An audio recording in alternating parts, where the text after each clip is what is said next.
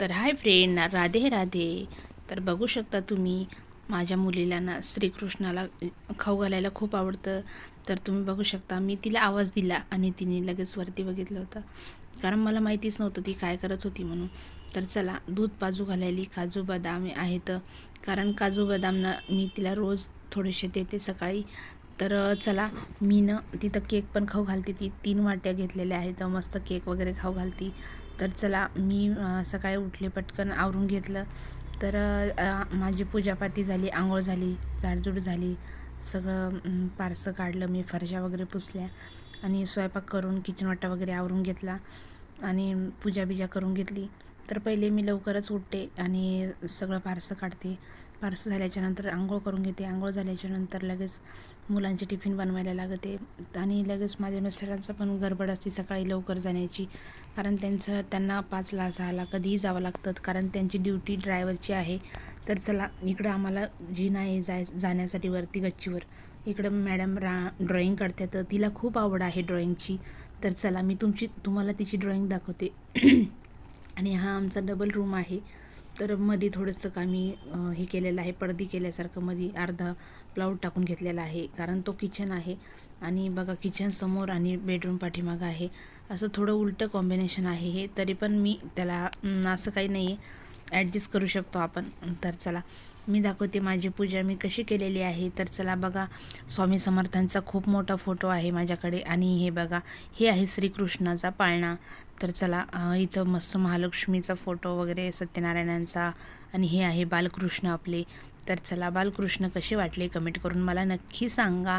माझी पूजा तुम्हाला कशी वाटली, कारण सकाळच्या गडबडीमध्ये पूजा करायलाच पाहिजे, तर कारण खूप चांगलं असतं पूजा करणं. तर बघू शकता तुम्ही मी मस्तपैकी पूजा करून घेतलेली आहे. कमेंट करून सांगा मला की माझे स्वामी समर्थांचा फोटो कसा वाटला तुम्हाला.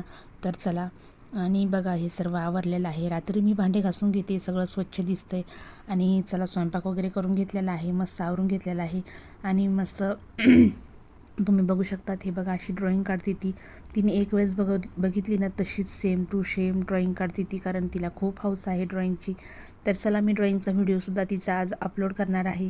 तर बघू आज होतो की उद्या होतो. आज आहे शनिवार. तर चला आज शनिवारचं तिला सुट्टी आहे, तर ती बोर झाली म्हणून ड्रॉईंग काढत बसलेली आहे.